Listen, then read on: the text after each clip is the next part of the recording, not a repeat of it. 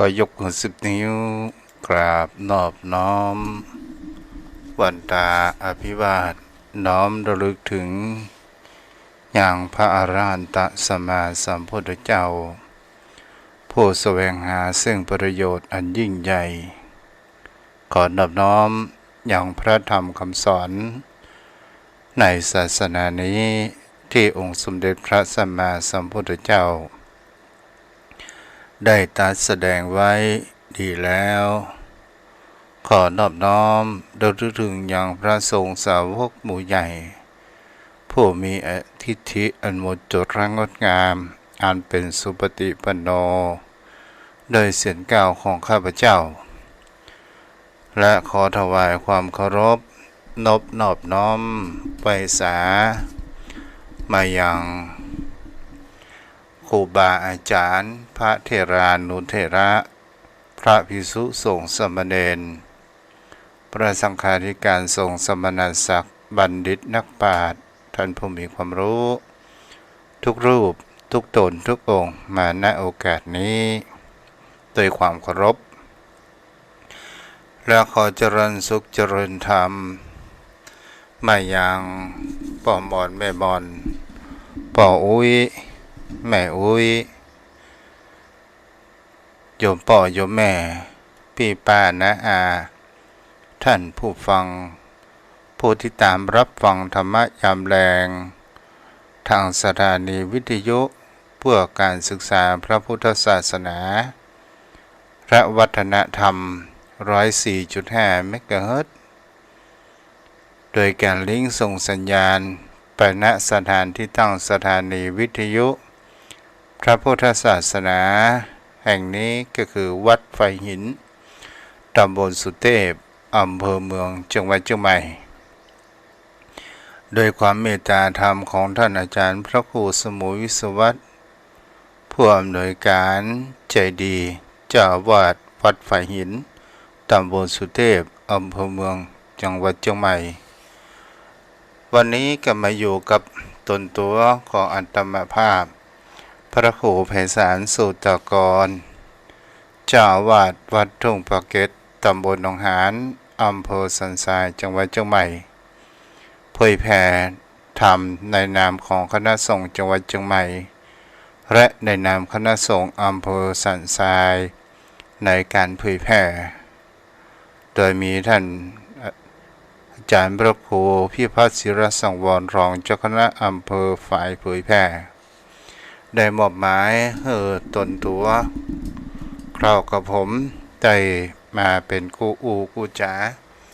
กับโยมพ่อโยมแม่ท่านผู้ฟังถ้าเฮาไปแล้วเฮาก็อยู่กับกันวันเวลานั้นผ่านไปมาอยู่กับกันทุกวันจันทร์ทุกวันอังคารทุกวันพัดและวันศุกร์เวลา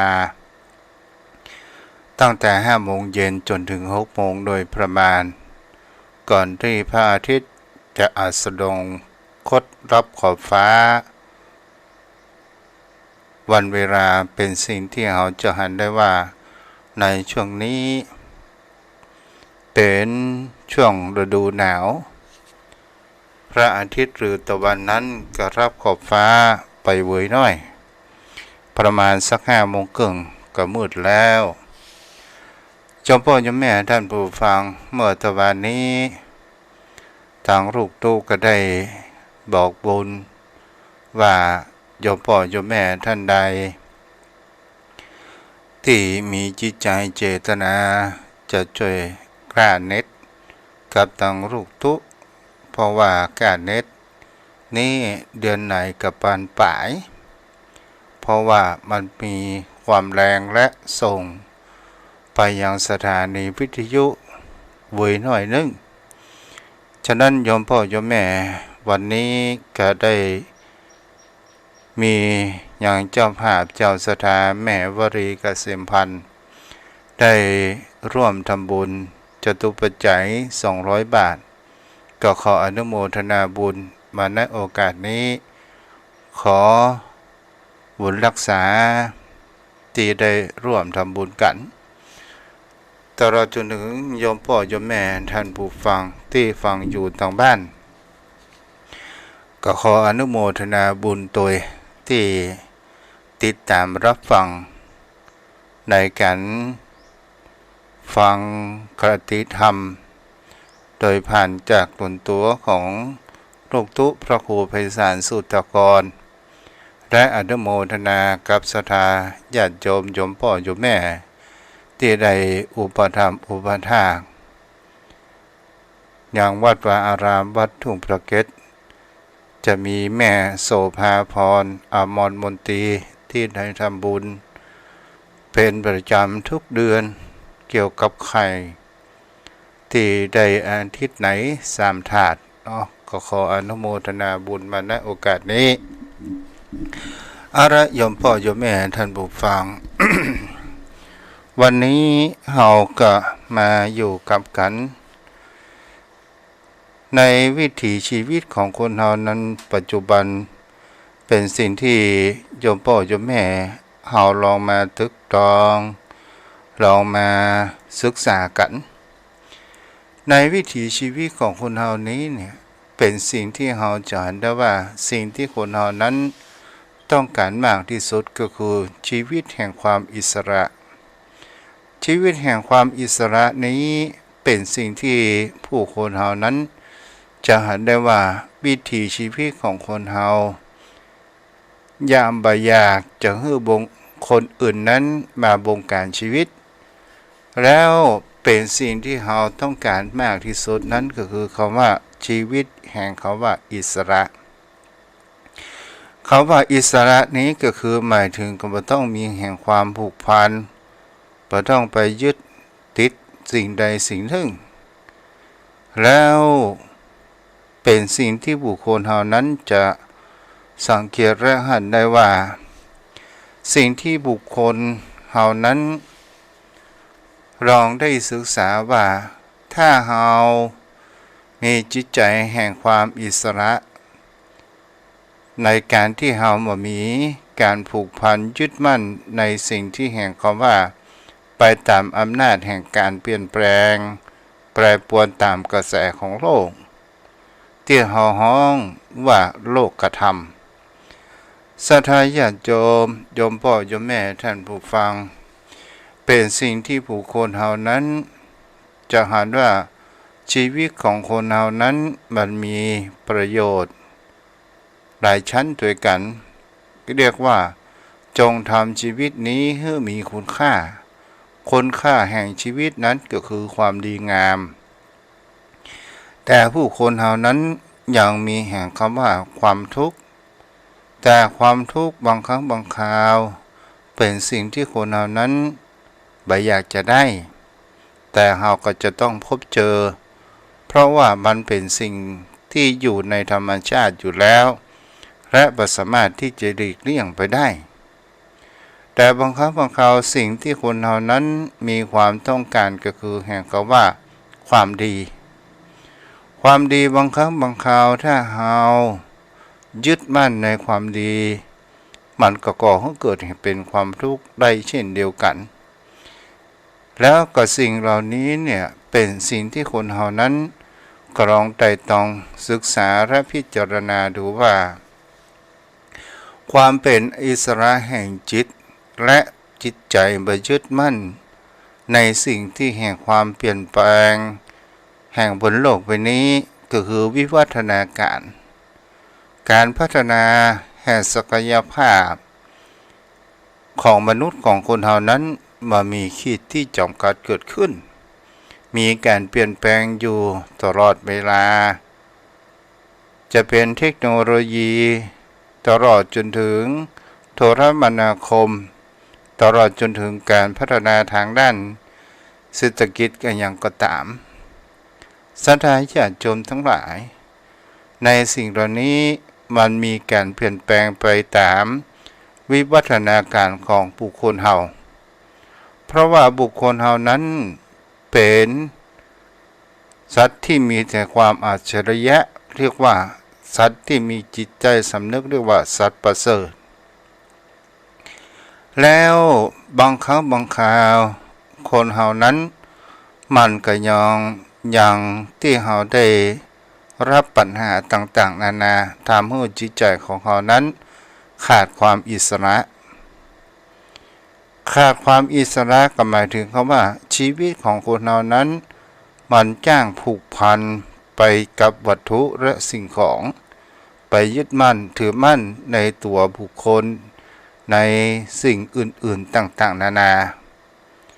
เราก็จะลองสังเกตและพิจารณาดูกันไปว่าเรานั้นบุคคลใดก็ตามถ้าเรามีครอบครัวหรือจะทำหน้าที่อะไรอย่างก็ตามจะเป็นพระสงฆ์องค์เจ้าหรือจะเป็นฆราวาสก็ตามมันก็จะต้องมีคำว่าพันธะก็คือความว่าหน้าที่พันธะเป็นสิ่งที่ก่อให้เกิดแห่งความการขาดแห่งความอิสระการขาดแห่งความอิสระภาพทางด้านร่างกายและจิตใจของบุคคลเฮาและเป็นสิ่งที่คนเฮานั้นจะเห็นได้ว่าความอิสระแห่งจิตใจของบุคคลเฮานี้แท้ที่จริงแล้วเนี่ยเป็นสิ่งที่บุคคลเฮานั้นควรที่จะหัดในการปล่อยวางและพัฒนาทางด้านจิตใจเกิดขึ้น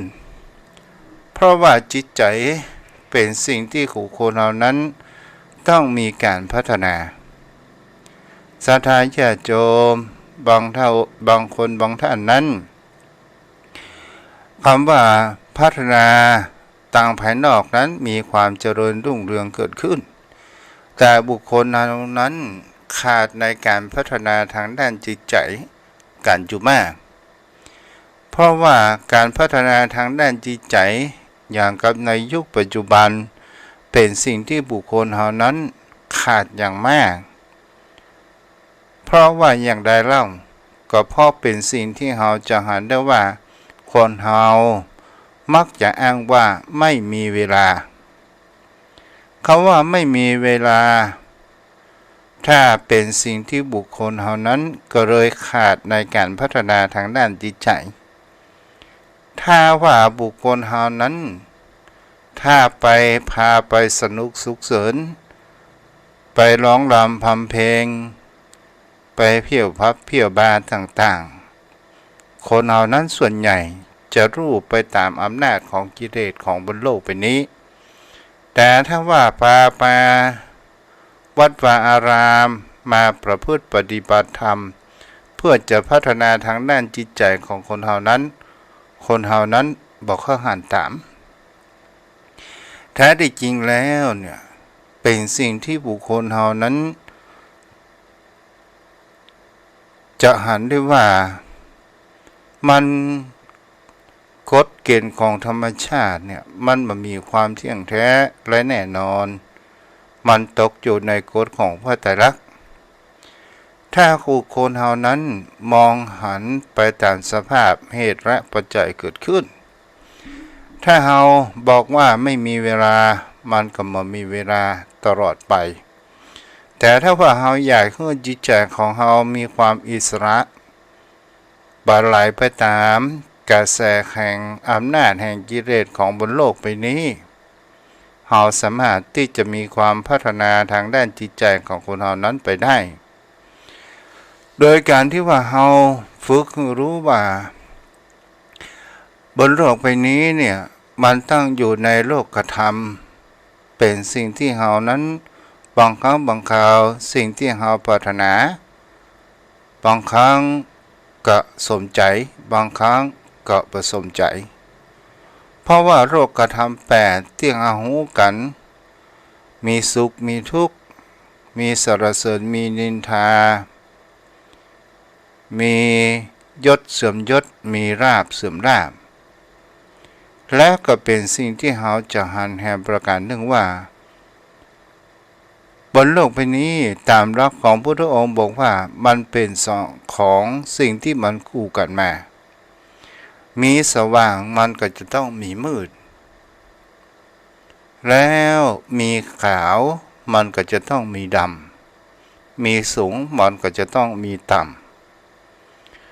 สมปรารถนาก็จะต้องไม่มีสมปรารถนาฉะนั้นเนี่ยเป็นสิ่งที่คนเฮานั้นก็ลองพิจารณาตามเหตุและปัจจัยเกิดขึ้นคนเฮานั้นจะมามีแห่งเขาว่าความเป็นอมตะคงทนถาวรหรือภาษาพังพระเขาเรียกว่าทุกสิ่งทุกอย่างมันมีการเปลี่ยนแปลงมันมามีความเที่ยงก็คือนิจจังมันมามีความคงทนถาวรนั้นอยู่ได้มันมีการเปลี่ยนแปลงอยู่สม่ำเสมอและเป็นสิ่งที่บุคคลเฮานั้นและเฮาจะพัฒนาทางด้านจิตใจเพื่อให้เกิดอย่างเล่าก็เพื่อที่ให้เกิดแห่งคำว่าปัญญาก็คือความรอบรู้เท่าทันรู้เท่าทันตามความโลภเป็นจริงเกิดขึ้นตามความเป็นจริงของบนโลกใบนี้เป็นสิ่งที่บุคคลเหล่านั้นจะเห็นได้ว่าบางครั้งบางคราวคนเฮาก็มีการเปลี่ยนแปลงในสิ่งที่มันแม้เย้ายวนทางประสาททั้งห้าตาหูจมูกลิ้นกายใจของคนเฮานี้หรือว่าอายตนะสัตว์ญาติโยมทั้งหลายถ้าเฮาบ่รู้เท่ารู้ทันมันก็จะก่อให้เกิดสิ่งที่เฮาบ่เปิงใจก็จะก่อให้เกิดแห่งความโกรธสิ่งที่เฮาเปิงใจเฮาอยากได้มากกว่าเขามันก็จะเป็นความโลภถ้าเฮาหลงไหลเฮาขาดปัญญามีศรัทธามากปัญญาหย่อนก็ให้เกิดแห่งความเข่าเกิดขึ้นนี่เป็นสิ่งที่บุคคลเฮานั้นก็จะหันได้ว่าฉะนั้นนี่เฮาจงฮู้กำไรแห่งชีวิตของเฮานั้นก็คือการพัฒนาทางด้านจิตใจการพัฒนาทางด้านจิตใจพัฒนาชีวิตของคนเฮาให้มีความสมบูรณ์แบบเกิดขึ้นก็คือพัฒนาสติปัญญาของเฮาเพื่อหันไปตามความเป็นจริงของบนโลกใบนี้แล้วเฮาจะมามีความทุกข์มากมายเกิดขึ้นในจิตใจของบุคคลเฮาศรัทธาญาติโยมทั้งหลายในสิ่งเหล่านี้เป็นสิ่งที่เราจะมองหันคุณค่าตามที่รักธรรมคำสอนของพุทธองค์นั้นได้ตรัสบอกว่าคนเฮาถ้าเฮาอยากจะมีอายุยืนพร้อมด้วยใจกายและที่มีความแข็งแรงอันนี้ทางหลวงปู่พุทธโฆษาจารย์ก็ได้บรรยายธรรมและได้เขียนตัดไว้ว่าได้เขียนว่าพระพุทธองค์นั้นตัดซึ่งความเหมาะสมซึ่งที่เรียกว่าธรรมะสำหรับผู้สูงอายุสิ่งที่บุคคลเฮาจะลองศึกษาอย่างพุทธประวัติของพุทธองค์ในตอนท้ายทำไมพุทธองค์ถึงเสด็จดับขันปรินิพพานเมื่ออายุ80 พรรษาศรัทธาญาติโยมทั้งหลายแท้จริงแท้พระพุทธองค์จะอยู่ครบกลับหนึ่งก็คือประมาณ100 ปีก็สามารถที่จะอยู่ได้แต่พระองค์นั้นถึงอายุได้ประชนมายุเพียงแค่80 พรรษาก็ปรินิพพานนี้เป็นสิ่งที่จะเห็นได้ว่าพระพุทธศาสนานั้นมีความมั่นคงมีความรุ่งเรืองเกิดขึ้นอยู่แล้วก็เลยสิ่งที่พระองค์นั้นหันแล้วว่ามันพอเหมาะพอสมควรนี่เป็นสิ่งที่เราจะลองสังเกตว่ารักธรรมที่พระองค์นั้นได้ตรัสบอกให้เรานั้นว่าบุคคลใดก็ตามอยากจะมีอายุยืนผู้มีความปรารถนาอายุยืนต้องบำเพ็ญ ในเรื่องแห่งคำว่ารักธรรมแห่งอิทธิบาท4รักธรรมอิทธิบาท4นี้เป็นสิ่งที่เราจะสังเกตและพิจารณาได้ว่าเป็นรักธรรมที่เป็นทางแห่งความสำเร็จหรือรักธรรมที่นำไปสู่แห่งความสำเร็จอันมีอยู่4ประการก็คือฉันทะวิริยะจิตตะวิมังสาก็ข้อแรกฉันทะหมายถึงคำว่าเอาใจใส่มีรักงานวิริยะก็คือสู้งานจิตตะใส่ก็คือการใส่ใจของงานวิมังสาทำงานด้วยปัญญายมพ่อยมแม่ท่านผู้ฟังในที่นี้บางครั้งบางคราวคนเหล่านั้นเป็นผู้สูงอายุเรียกว่าสวมันกับบางครั้งบางคราวถ้าคนเหล่านั้นถ้าเราไปอยากจะว้าเวเราก็จะต้องศึกษาธรรมะบุคคลเหล่านี้ก็มีความสำคัญอยู่ประการหนึ่งว่าเมื่อเราเท่าแก่มาเราอยากเรียกร้องแห่งความสนใจจากลูกจากหลาน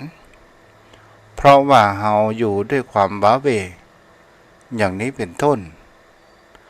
จำพ่อจำแม่ท่านผู้ฟังทั้งหลายในวิถีชีวิตของคนเรานั้นมันมีการเปลี่ยนแปลงอยู่สม่ำเสมอและทุกเวลาแต่ถ้าว่าเรามีรักธรรมอยู่ในจิตในใจของตัวของตนตัวของคนเราบางครั้งบางคราวถ้าเรามาเรียกร้องแห่งความสนใจกับลูกกับหลานมากเกินไปและก็จะทำให้เรานั้นจะหันได้ว่ามันก็จะเกิดความเหงาความว้าเหวเพราะว่าบางครั้งในชีวิตของคนเรานี้เนี่ยตามที่ลูกตุนั้นก็เข้าใจดีว่าวิถีชีวิตแห่งความเป็นผู้สูงอายุที่มันมีความว้าเหวประการหนึ่งก็คือเพื่อนฝูงที่เคยคบค้าสมาคมกระจากโลกนี้ไปทีละคนละ2 คนตอนสุดท้ายก็เหลือบอกกี่คนเหลือแค่เราคนเดียวแล้วเราจะไปแอวอู้กับคนรุ่นใหม่ก่อนก็อู้บอกเข้าเปิ้นนอกจากว่าลูกหลานที่มีความสนใจในเรื่องบอกเก่ามาอู้มาจ๋าเขานั้นเขาชอบอยากจะอู้ในเรื่องอดีตมาให้ยังลูกหลานนั้นได้รับฟังกันแต่เขาจะเอาสิ่งที่เป็นอดีตมาบังคับใจให้ลูกของหลานนั้นมันก็คงจะเป็นไปได้ไปในทุกเรื่องสิ่งที่คนเฮานั้นอยากจะมีแห่งคำว่าอายุยืนยาวเมื่อเฮามีฉันทะก็คือมีความรักความพอใจมีจิตใจรักและมีความปรารถนาในสิ่งที่ดีงามสิ่งที่ดีงามก็หมายถึงคำว่าจิตใจของบุคคลเฮามันก่อให้เกิดแห่งความคิดถ้าเฮาเป็นคนบุคคลที่มีความคิดดีเอาใจใส่ในสิ่งที่คนเฮาทำแล้วเฮาสบายใจอันเป็นทางที่มันถูกต้องจะเป็นประโยชน์แก่ตนเฮาหรือประโยชน์แก่บุคคลอื่นเป็นสิ่งที่บุคคลเฮานั้นจะหันได้ว่าบางคนบางท่านนั้นเกษียณมาแล้วถึงเฮามีความรู้เฮาก็มีโอกาสเฮาก็นำความรู้ของเฮานั้นให้ลูกของหลานนั้นเกิดแห่งความเข้าใจและเอาไปใช้ในชีวิตสิ่งเหล่านี้เป็นสิ่งที่บุคคลเหล่านั้นได้เรียนรู้และมีการพิจารณาเกิดขึ้นความรักความพอใจเป็นสิ่งที่คนเหล่านั้น ควรที่จะเป็นโยมพ่อโยมแม่ก็ตาม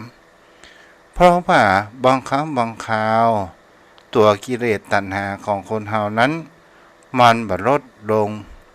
เฮาจะเห็นได้ว่าผู้สูงอายุบางคนก็ยังมีความโลภมากอยู่บางคนก็ยังมีทิฏฐิอันแรงกล้าอยู่ว่าสำคัญตัวเอง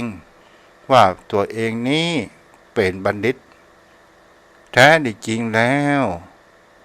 บางสิ่งบางอย่างเฮาสำคัญในตัวของตัวเฮาเองว่าเฮาเป็นผู้มีศีลอย่างเคร่งครัดแท้ที่จริงเฮาบ่ได้เป็นผู้มีศีลนี้เรียกว่าสำคัญตัวเองในผิดฉะนั้นเนี่ยเฮาจงมีความพอใจในสิ่งที่เฮา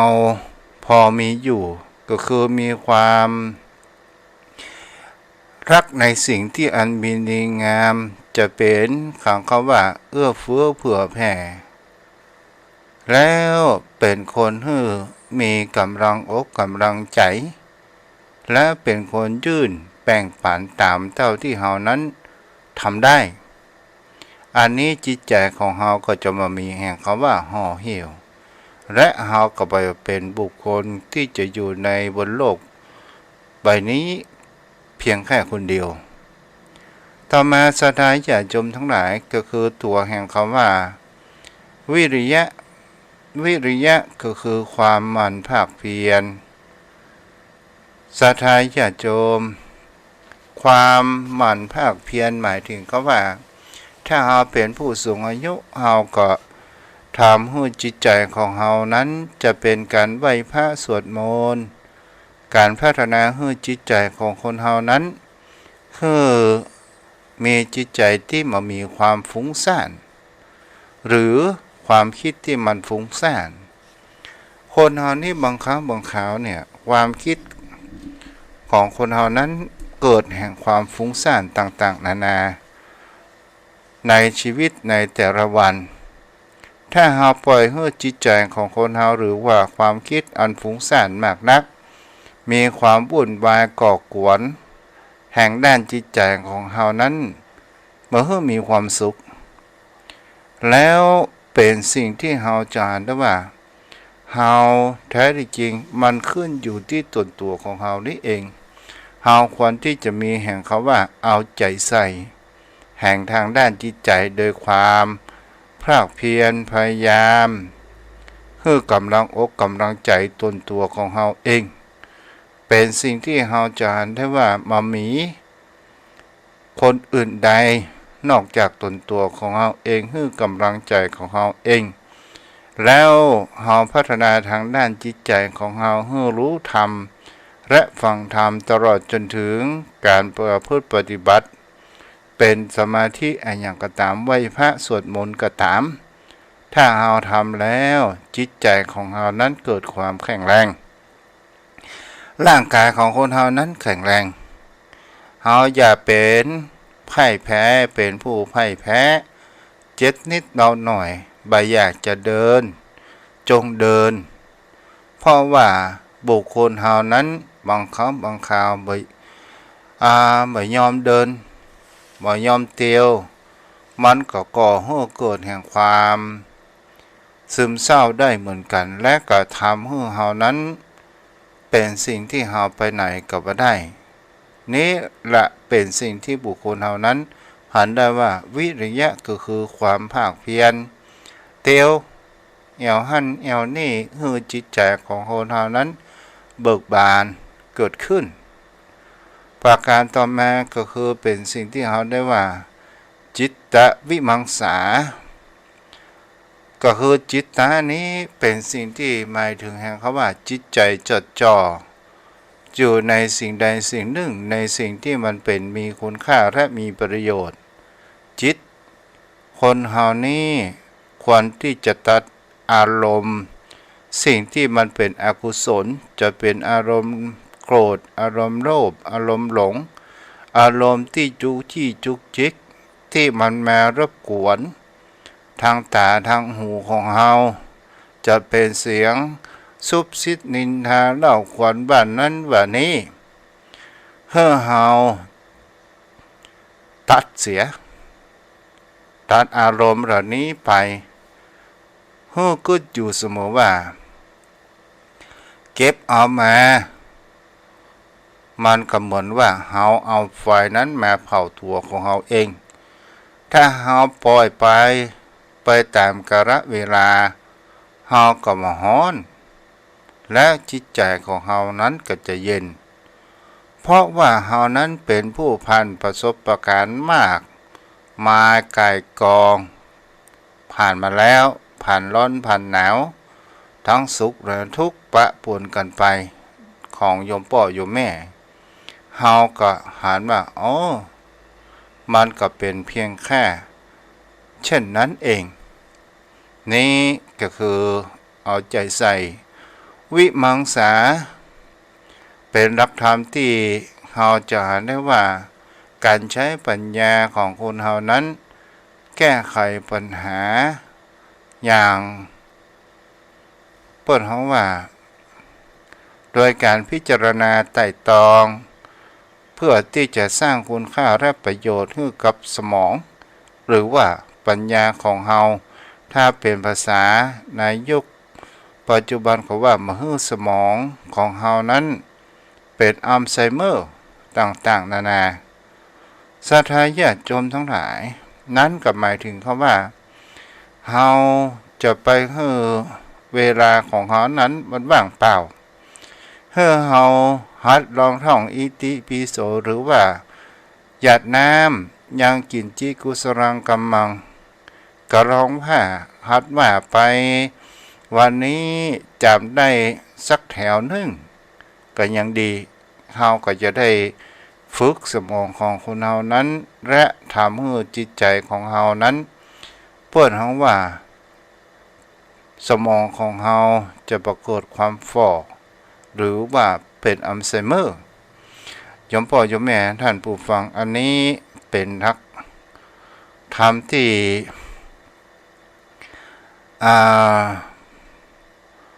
หลวงปู่พุทธโฆษาจารย์ปอประยุตโตได้เอาหลักธรรมนั้นมาของพระองค์นั้นมาเขียนไว้โยมพ่อโยมแม่ถ้าเรามาไปแล้วเนี่ยสิ่งที่บุคคลเรานี้ถ้าเราลองตึกตองพิจารณาดูว่าไอ้อย่างมันทำให้ความทุกข์มันเกิดขึ้นเป็นสิ่งที่บุคคลเรานั้นก็หันได้ว่าก็ลองจะถามดังป้อนาน ว่าไออย่างเป็นต้นเหตุทำให้คนเฮานั้นมีความวุ่นวายเดือดร้อนต่างๆนานา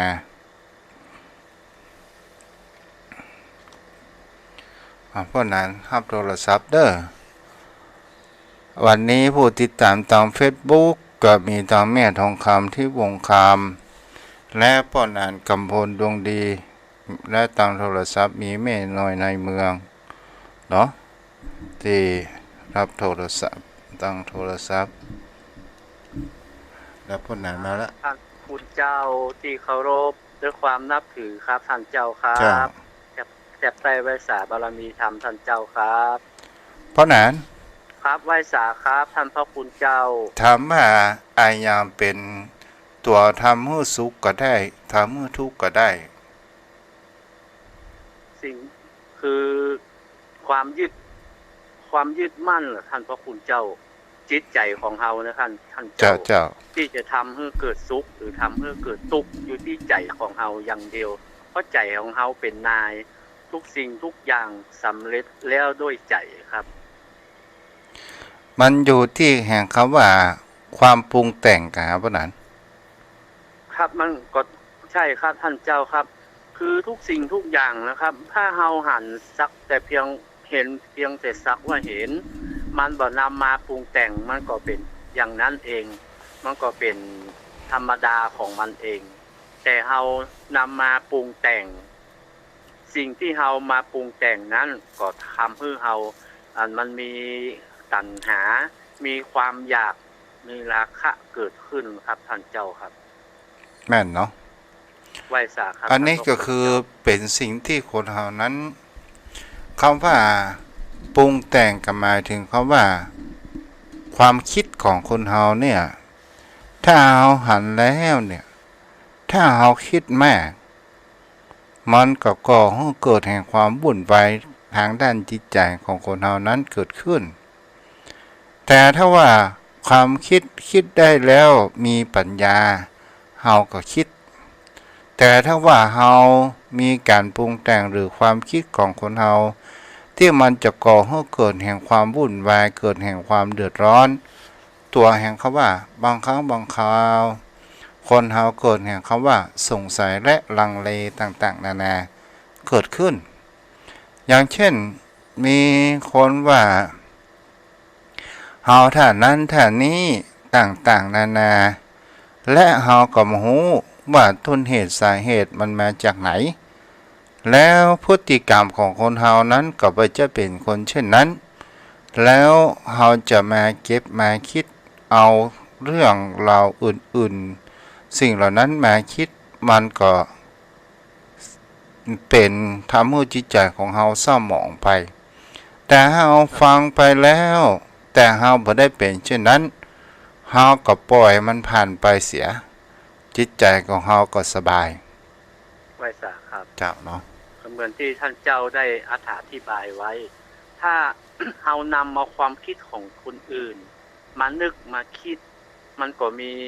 นัยยะด้วยกัน2อย่างครับท่านเจ้าถ้าเฮานำมาคิดเอามาปรุงแต่งมากจนเกินไปเฮาก็จะเป็นทุกข์แต่ว่าถ้าเฮานำมาความคิดของเปิ้นมาถ้าว่าที่เปิ้นว่านั้นมันเป็นความจริงมันที่เฮาทำลงไปนะ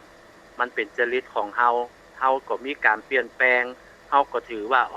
เปิ้นก็แนะนำไปในทางที่ดีแต่ถ้าเฮาบ่มีเฮาก็บ่ต้องคิดว่าที่เปิ้นพูดออกไปนั้นน่ะมันบ่ตรงกับจริตของเฮาและเฮาก็บ่ใช่เป็นอย่างนั้นมันก็ถือเป็นธรรมดาผ่านไปครับเพราะมันเป็นเรื่องปกติของคนอยู่แล้วที่จะห้ามมันว่านะห้ามบ่ได้ครับแต่มันห้ามที่ใจเฮาน่ะจะดีกว่าท่านเจ้าครับคือห้ามที่ใจเฮาตรงที่ว่าห้ามเฮาบ่ต้องไปคิดแล้วมันไร้สาระมันบ่มีเหตุมันประกอบด้วยเหตุด้วยผลมันบ่ประกอบด้วยรักความจริงเฮาก็บ่คิดละก็ถือมันผ่านไปตามอารมณ์คำอู้เหี่ยมันก็บ่ต้องคิดมากนะท่านเจ้าครับเจ้าถูกละเนาะแล้วไว้สาครับแล้วก็เป็นสิ่งที่เรื่องจริงเกิดขึ้นแต่บางคนนั้นหันเปิ้นเป็น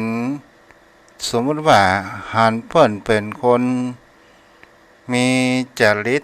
ที่เป็นคนที่เจ้าโทสะต่างๆนานาแล้วเฮาก็มาว่า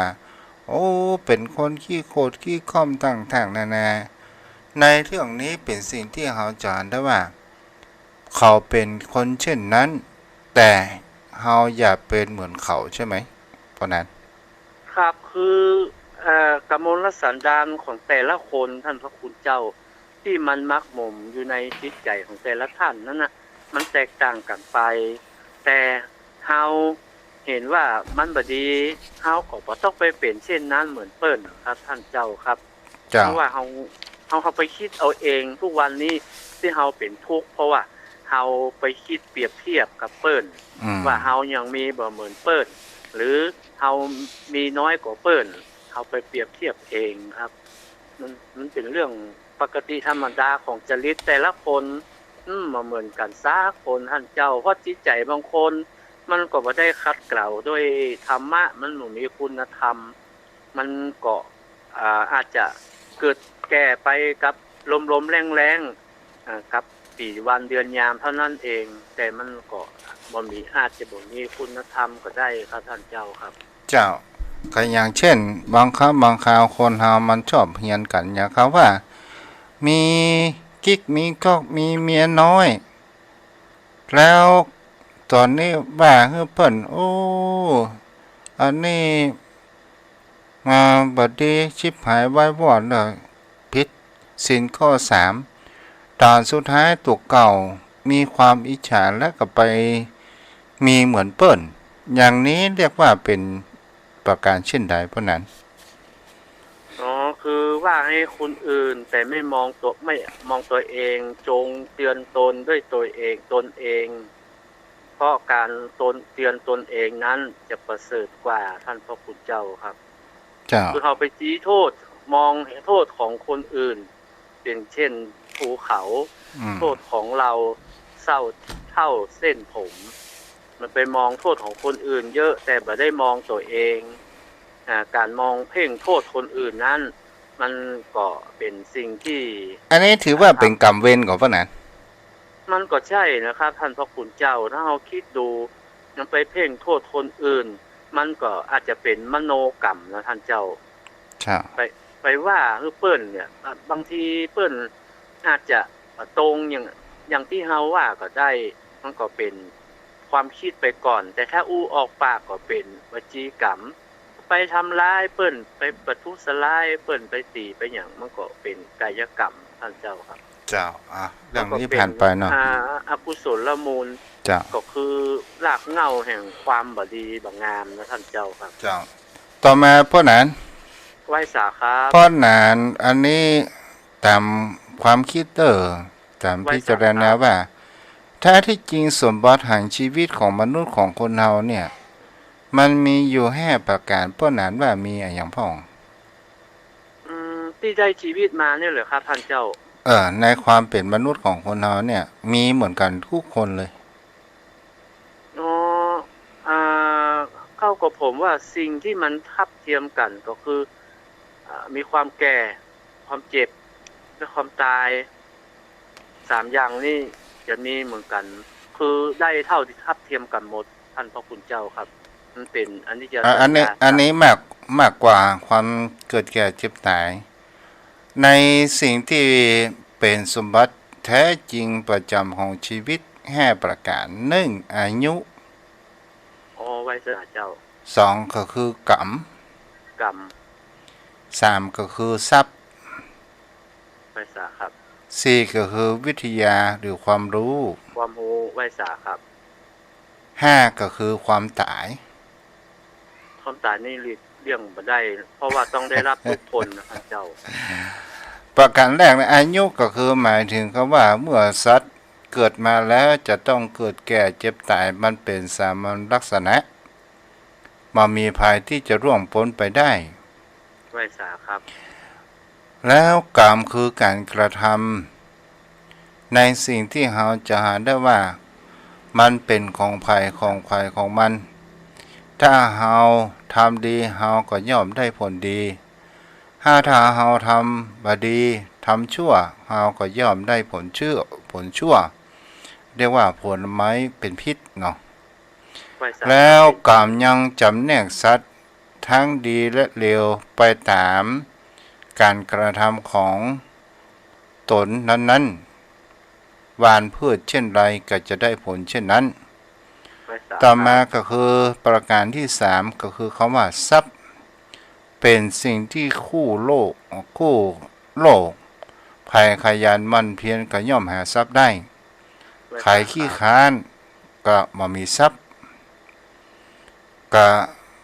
ถ้าไผขยันมันภาคเพียรก็จะมีความร่ำรวยถ้าขี้ค้านก็ยากจนต่อมาวิทยาความรู้ก็คือความรู้เนี่ยมันเป็นของภัยของมันขึ้นอยู่ในการขนขวายแสวงหาร่ำเรียนเอาจากครูบาอาจารย์ศิลปวิทยาการสามารถที่จะมีการเท่าทานกันได้ทั้งหมดเนาะไม่ทราบครับต่อมาก็คือความตายเป็นสิ่งที่บ่เที่ยงแท้แน่นอนสัตว์โลกต้องแก่เจ็บตายในที่สุดบ่เลือกว่าจะอยากตายดีอยากดีมีจนก็บ่สามารถที่จะพ้นการไปได้ในเรื่องแห่งความตายฉะนั้นเนี่ยของทุกคนนะท่านเจ้าจงหมั่นสร้างกุศลความดีไว้ทำไมคนเฮาเนี่ยต้องหมั่นสร้างกุศลและความดีพวกนั้นตีมาหน่อยเพื่ออย่าง การสร้างคุณงามความดีนี่เพราะว่าคุณงามความดีจะเป็นที่สรรเสริญและเป็นตัวอย่างของบุคคลทั่วไปและเป็นคุณสมบัติของบุคคลผู้ที่ได้กระทำความดีย่อมได้รับความสรรเสริญและเป็นที่ฮักของคนอื่นเป็นกัลยาณมิตรเป็นที่คบค้าสมาคมและเป็นที่ควรแก่การเคารพนับถือครับท่านเจ้าแต่ความชั่วนั้นก็ตรงกันข้ามกันครับแต่ว่าบุคคลที่ทำความดีนั้นมันก็แยกสัตว์มันเป็นกรรมอย่างที่ท่านเจ้าอธิบายไว้คือการกระทำนะครับกรรมในที่นี้ได้แยกสัตว์ละเอียดปานนีตออกไปครับท่านเจ้าครับ ถ้าเฮาอู้ไปว่าในการกระทำดีเพื่อเป็นอุปนิสัยในจิตใจของเฮาอยู่ตลอดเนี่ยเพื่อที่เฮาจิตดวงสุดท้ายวันที่เฮาจะรับราโลกให้จิตใจของเฮานั้นยึดมั่นในพระรัตนตรัยจิตของเฮานั้นจะมีคิดในแต่สิ่งที่ดีๆมันจะมามีความกระวนกระวายและมันมีความตื่นตระหนกและมันมีความกลัวเกิดขึ้นอันนี้แม่นก่อเพราะนั้นนี่ความคิดของพระเจ้าเด้อเป็นเช่นนั้นครับท่านเจ้าก็คือว่าจิตที่ไม่เศร้าหมองจิตปราศจากมลทินจิตมีไม่โศกเศร้าจิตเกษมย่อมนำไปสู่สุคติครับสุคติภพก็ภพที่ดีมีมนุษย์เป็นต้นมีพรหมมีเทวดามีพรหมแล้วก็มีอรหันต์ไปที่สุดครับท่านเจ้าครับถ้าเฮาอู้ถึงไปแล้วเนี่ยถ้าจิตใจของบุคคลเฮาถ้าเป็นคนบ่โปร่งบ่วางเนี่ยบางครั้งบางคราวก็ไปยากนะพ่อนั้นเนาะครับมันถ้าบ่โปร่งบ่วางคือมีความห่วงนี้นะครับท่านเจ้ามันไปคัดขวางหนทางจะเข้าสู่สุคติภูมิครับมันจะทำให้ไปสู่อบายได้อบายภูมิได้ครับด้วยความห่วงคือบ่สามารถปล่งวางในกิจต่างๆได้ยึดมั่นถือมั่นจนเกินไปครับนี่เป็นต้นเรื่องของตัณหาที่จะนำมาทำให้เวียนเกิดเวียนตายในวัฏสงสารนี้บ่สามารถที่จะเข้าสู่ภพภูมิสุคติได้ครับท่านเจ้าครับเอามานี่แหมตัวพ่อนั้นไม่ทราบครับคำว่าเวลาผัวก็ดีเมียก็ดีเวลาตายจากกันไปทำไมต้องมีก็ว่าผ่าจ้านเช่นไดยาครับไม่ทราบครับมันเป็นกุศโลบายอย่างหนึ่งครับท่านพระคุณเจ้าที่ว่าคนที่ตายไปแล้วเพิ่นก็จะได้อันนี้พูดถึงคนตายก่อนก็จะได้บ่ห่วงละเพื่อไปทางหน้าก็ไปฮับของกินของตาลไปสู่ภพภูมิที่เพิ่นได้ทำดีไว้ที่เพิ่นกรอบไว้เมื่อยังมีชีวิตอยู่เป็นยังคนสำหรับคนที่อยู่ตั้งหลังนะครับอาจจะเป็นผัวเป็นเมียแต่ว่ามีชีวิตอยู่นะครับที่ยังบ่ตายเมื่อพาจ้านกันตอนนั้นก็ถือว่าตั้งนี่ไปก็คือเป็นสาวหรือว่าเป็นบ่าวถ้าเป็นพ่อใจไม่ยิงคนตั้งหน้าก็ไปก็เป็นบ่าวเป็นสาวไปก็มันตัดขาดกันแล้วมือมีความอะไรใจคล้องด้วยกันมือมีจิตห่วงคล้องอะไรนะครับสร้างคุณงามความดีต่อไปครับท่านเจ้าแต่ถ้าว่ามีสติมีสัพพัญญะอยู่แบ่งข้าวตอกดอกไม้ครับก็อันนี้จะดีกว่าเนาะครับใช่ครับท่านเจ้าแต่การแบ่งข้าวตอกดอกไม้นี่ท่านเจ้าเพิ่นจะแบ่งตอนยังบ่หมดลมที่ท่านเจ้าก็คือเพิ่นจะทำตอนที่ยังมีสติอยู่เพิ่นก็บอกว่าถ้าอยู่ด้วยกันบ่ได้ก็ขอเอาตั้งหน้าเป็นไปไปสู่ภพภูมิที่ดีสิ่งที่ได้กินได้ทานอย่างไว้ก็ไปรับของกินของทานเฮาก็ประกอบบ่ต้องอะไรใจคล้องกันอยู่ตั้งหลังก็จะสร้างคุณงามความดีอยู่กับลูกกับเต้าไปครับท่านเจ้าแบ่งข้าวตอกดอกไม้ให้เพิ่นแบ่งให้เพิ่นนั้นก็ส่วนหนึ่งนั้นคือเพิ่นเอาไปไหว้พระธาตุเกศแก้วจุฬามณีและส่วนที่เป็นของเฮานั่นก็มันมีกุศโลบายว่าขอของเฮาเข้าถึงพระรัตนตรัยเป็นที่พึ่งต่อไปท่านเจ้าครับแล้วอันนี้ไม่แหมเนาะพ่อนั้นไว้สาครับวันนี้จะทำที่มันมีปัญญาพูดขึ้นมาทีๆครับครับไว้สาครับท่านเจ้าครับ แล้วมีคำว่ามัตตาสังนี่เป็นพิศนาหรือว่าอ่าความจริงท่านเจ้ามาตราสั่งนี่นะคนตายสอนคนเป็นนะท่านเจ้าความฮักลูกเหมือนบ่วงกองคอความฮักเมียเหมือนปอมัดศอกความหลงติดสมบัติเข้าของเหมือนดังปอกสุตีนปุตโตชีโวภริยาหัตเถตันเทหัตเถเปิ้นมา3 ตีเปิ้นมาเพื่อสอนเฮาวันเนี้ยที่จริงคนตายนะเปิ้นปล่อยหมดแล้วนะท่านเจ้ามัดเปิ้นแบบบ่ยึดถือแล้วเปิ้นบ่มีความฮักในเข้าของสมบัติลูกเมียมันก็บ่สามารถลุกมาปกตัวขึ้นมาได้แต่สอนคนที่ยังอยู่เนี้ยที่เปิ้นมัดตาสั่งเนี่ยความจริงแล้วเปิ้นสอนคนเป็นแต่เอาคนตายนะเป็นครูว่าเนี้ยจึงเฮาถึงวันที่เฮาบ่ไปสู่พระนิพพานหรือว่าเฮาบ่ได้สู่อริยชนบ่ได้เป็นบุคคลที่บรรลุธรรมก็ย้อนบ่วง3 อันเนี่ยไปผูกไปมัดเฮาไว้ถ้าเฮาสามารถพ้นบ่วง3 บ่วงนี้แล้วบอกว่าเปิ้นว่าผมนะมันก็เข้าสู่ความหลุดพ้นได้ครับท่านเจ้าครับเจ้าแล้วแหมประการหนึ่งนุ่งเสื้อต้องปิ้นเหรอพวกนั้นคนตะก้อนเป็นเช่นนั้นครับแม้แต่ใส่สวยท่านเจ้าใส่สวยก็เอาปลายดอกนะซุกแล้วก็เอาเตียนกับกลางกับมันซุกไปในสวยเอาปิ้นหมดว่าเอ้าทำไมถึงปิ้นถ้าคนเป็นกับคนตายมันอยู่คนละภพละภูมิกันเลยท่านเจ้ามันเป็นปริศนาธรรมครับเขาต้องตีปัญหาเพื่อนที่แตกครับท่านเจ้าน้ำบ่เปล่าล้างหน้าเนาะน้ำบ่เปล่าล้างหน้านี้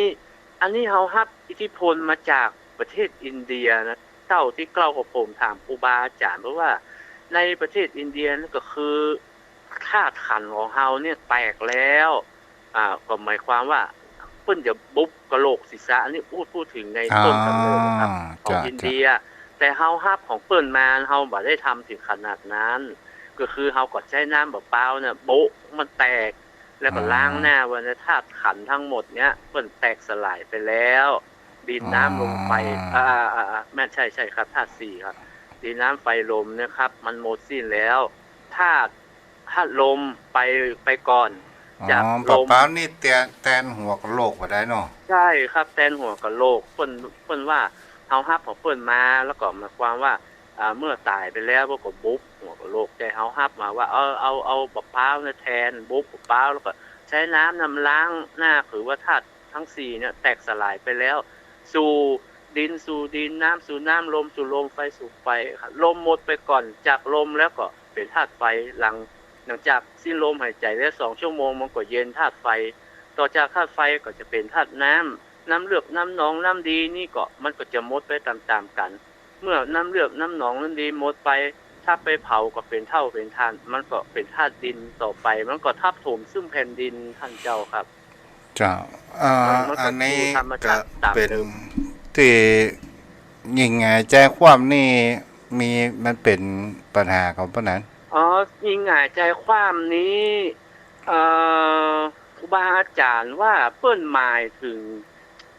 หน้าที่ครับหน้าที่ของพ่อจายหน้าที่ของแม่ยิงที่ว่าพ่อจายหงายก็คือต้องไปประกอบอาชีพและแม่ยิงนี่เปิดไฟรับเงินทองจากสามีเอามาเลี้ยงดูครอบครัวดูแลท่านเจ้าเพิ่นก็เลยฮื้อปริศนานี่แต่ว่าสัปปะเลอนี่มันบอกว่ายิงหงายเพราะว่าแม่ยิงนี่สังขารร่างกายของเปิ้นมันบอบบางมันเผาอย่างใดก็ได้มันไหม้แต่พ่อจายนี่ต้องมันหนาถ้าตั้งหลังมันหนาอย่าต้องเอาต้องคว่ำคือมันไหม้ต้องมันไหม้ง่ายแล้วก็ตั้งหลังก็บ่มีปัญหาละอย่าครับเพิ่นก็บอกว่าถ้าเอาคว่ำเนี่ยมันไหม้ง่ายน้อยมันไฟลนสู่ต้องอย่างแล้วแต่ก่อนมันเผาแบบธรรมชาติครับท่านเจ้าครับมันบ่ได้เหมือนเดียวครับอนุโมทนาเด้อพ่อหนานครับกับไหว้สาในเมตตาธรรมท่านเจ้าด้วยความเคารพอย่างสูงยิ่งครับท่านเจ้าคือธรรมะคำสอนที่ได้น้อมนำมาประพฤติปฏิบัติก็ได้มรรคได้ผลนะครับในเรื่องของอิทธิบาท4ทุกอย่างทำหูท่านเจ้า เป็นหนึ่งไม่มีสองและนำมาปฏิบัติก็ได้ประโยชน์สุดที่ผลทุกอย่างทุกประการเก้าก็ผมขออนุโมทนาสาธุกับแทบได้ไว้สาด้วยความเคารพอย่างสูงยิ่งครับท่านญาติธรรมกัลยาณมิตรกัลยาณธรรมทุกท่านเราได้ฟังธรรมะไปด้วยกันวันนี้นอกจากเราจะได้ความรู้อันเจิดการกังฟังแล้วนะครับถ้าเราน้อมนำมาประพฤติปฏิบัติความปฏิบัติจากปริยัติมันก็ปฏิเวทผลมันก็จะเกิดขึ้นก็ขอทุกท่านทุกคนนะครับได้รู้ทำถึงทำไปพร้อมๆกันครับขอบพระคุณครับสวัสดีครับอนุโมทนาบุญเด้อที่นำคติธรรมจากปริศนาต่างๆอนุโมทนากับแม่จุนศรีภาชาเนาะได้เข้ามาทาง Facebook ใครจะโทรเข้ามาก็ได้สักสายสองสายยังได้อยู่เด้อ063163หลวงพ่อไหว้สาครับหลวงพ่อเวลาอาจารย์จ้าหมดเวลาแล้วสิเก็บจะหมดแล้วจ้าเอาปลดได้ยังนะยังอีก2 นาทีกว่าจ้าพระนี่เขาทำยังไงเวลาเขาละสังขารเนี่ยตู้เขามัดหรือเปล่าฮะตู้ที่ละสังขารเนี่ยเขามัดแบบคฤหัสถ์หรือเปล่าไม่มีเอาแล้วเขาจะทำยังไงนอนแบเลยนอนพนมมือนอนธรรมดานะกะเขาไม่ได้สั่งนะไม่มีสั่งผมไม่รู้เนี่ยผมถามไม่มีไว้จ่าครับจ้าในยุคปัจจุบันบางที่ก็มามีเนาะ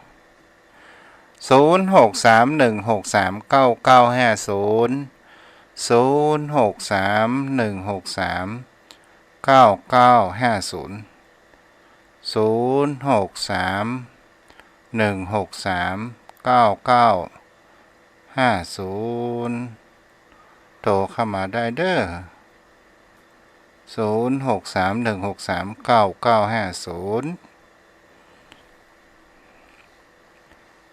ถ้ามามีไผก็จะลงแล้วเด้อเจริญพรแม่วลี